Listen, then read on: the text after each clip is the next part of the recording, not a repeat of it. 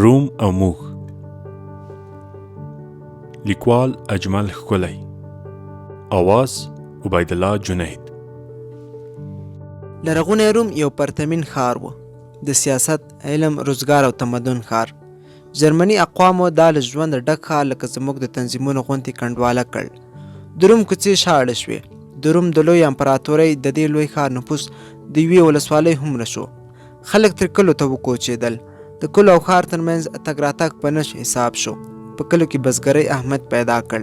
له ښار راغلي شتمنو سیاسي خلکو او سوداګرو ځمکې واخیستې او بزګر یې پرې لګیا کړل. له دې سره فیوډالیزم وده وکړه. د چا چې به ځمکه وه ټولې پیسې به د هغه جیب ته ورتلې. بزګر پکې خوار و. فیوډالیزم پر فرهنګ هم اغېز وکړ. په ادبیاتو کې هم د فیوډالیزم پټ مخ را برسېره شو. د ځمکوالو او شوالیو ستاینې پیل شوې. که تاریخ ته وګورو تر کومه وخته چې د کلو او ښارونو ترمنځ متوازن پرمختګ توجه نه وه شوې، د دواړو ترمنځ توپیرونه ډېر وو. په تاریخ کې لوی امپراتورۍ په ښاري بنسټ رامنځته شوې او له امپراتوریو سره ښارونه آباد شوي.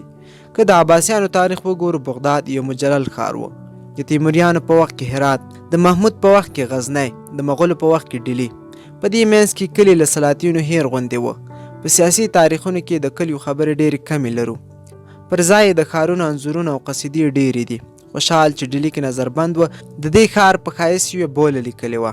په سیاسي او مدني ژوند کې د کلو ښکېلول لوی امپراتورۍ ته لوی او ویجاړونکي زیانونه اړولي دي. ډېرې امپراتورۍ په بېلابېلو نومونو همدې خلکو تباه کړي. یو چا د طالبانو او پخواني نظام جګړه د کلي او ښار ترمنځ جګړه بللې وه. زه فکر کوم چې ډېره بده خبره یې نه وه کړې، خو په دې جګړه کې نور ګڼ لاملونه هم ښکېل وو. پخواني حکومت د بېلابېلو لاملونو له مخې کلو ته هغومره پام ونه کړ څومره تمرکز یې چې پر ښارونو و. اوسني هم چې ښار ته راغلي کلي ترې هیر غوندې دي او که همداسې وپایي دوی به هم د مغولو، ترکانو او پخوانیو مجاهدینو غوندې د ښاري کلچر رنګ واخلي او زړونه به یې ورمات شي. د ښارونو او کلو ترمنځ توپیرونه ژور دي. څوک چې ښار ته راکډه کېږي په کار ده چې خپل قبیلوي هویت او خویونه په کلي کې پرېږدي.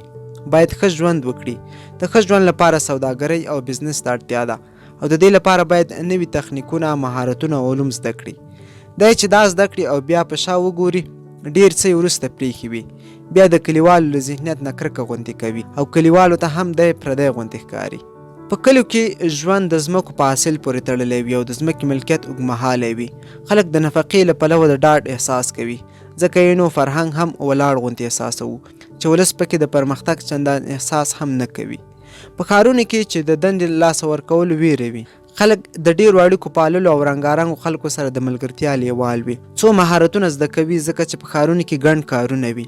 د پرمختګ احساس او د ژوند د ښه کولو هوس ښار له مدني پلوه فعال ساتي. همدا لامل دی چې ښارونه د تمدنونو په ایجاد او پاللو کې تر کلیو پراخه ونډه لري. رومانستانو چې د ښارونو صنعتي پرمختګ، بوختیا او ځواک ولید، ښار ورته د انسان د فطرت قاتل ښکاره شو او بیرته یې طبیعت ته ګرځېدل د انسان په ګټه وبلل. طبیعت ښه ننداره په کلیو کې مساعده وه چې د فابریکو لوګي پکې نه وه او د ډېرو پیسو د ګټلو لپاره پکې د انسان فطرت او طبیعت نه مسخه کېده. د رنسانس د نوي فرهنګ په راتګ د ایټالیا ښارونه یو ځل بیا مهم شول. د فلورانس غوندې ښارونو کې هنري او علمي مرکزونه فعال شول او د یوه داسې نوي فرهنګ بنسټ کېښودل شو چې ورو ورو ټول اروپا ته خپور شو او د اروپایي انسان د پرمختګ زیری شو. خلک ورو ورو له کلیو ښارونو ته راکډه شول.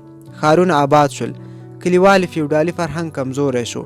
ځمکوال یا فیوډال د ښاري سوداګرو او کاروباریانو پر وړاندې داسې شول لکه د لمر مخ ته ډیوې. په ښارونو کې مطبعې جوړې شوې او علم انکشاف وکړ.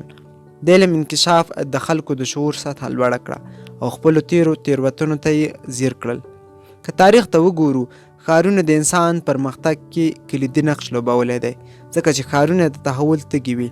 خو کله چې له اقتصادي پلوه د نیکونو پر ځمکو او کسبونو پایي، له تحول نه ویره لري او د خپلو اسلافو د کلتور تکرار ته ژمن وي. په ښارونو کې ټولنیز حس پیاوړی وي، خو په کلیو کې فردي. د کلیو مخه له ټولنیز پلوه ماضي او د ښارونو ګاندې ته وي. اوس چې د کلي او ښار په دې دوو جالو کې خپلو ناستو خلکو ته ګورم، عجیبه د نهیلۍ او هیلهمنۍ احساس کوم. نهیلي دا ده چې که کلی پر ښار غالب شي، هسې نه د روم او د هغو سلګونو ښارونو په برخلیک اخته شو چې تاریخ یې راته کیسې کوي. که داسې وشي بویه چې بیا سپرلی راځي سپړي ګلونه، هیلهمني مې دا ده چې د بشر د تیر تاریخ غوندې به د صوبمند کلي پر زړه د ښار د ښایست رنګ بریمند شي. که داسې وشي په ډاډ ویلی شو چې د منځنیو پیړیو له اوږده عذابه به په خیر راووځو. د دویم امکان په دې دوو لا ډېر دی چې یو دا چې زموږ ښارونه او کلي سره نږدې دي، له یو بل نه ژر اغېزمنېږي. د ښار ښه فرهنګ کله زر اغېزمنولی شي. او دویم دلیل مې پر خپل باشعور او په ملي فکر سمبال ځوان کول باندې دی. دا کول به په خپلو مصلحو انتقادونو، مشورو او هڅو دا وطن له خاورو راپاڅوي او د نړۍ پر هسک به یې ځلوي.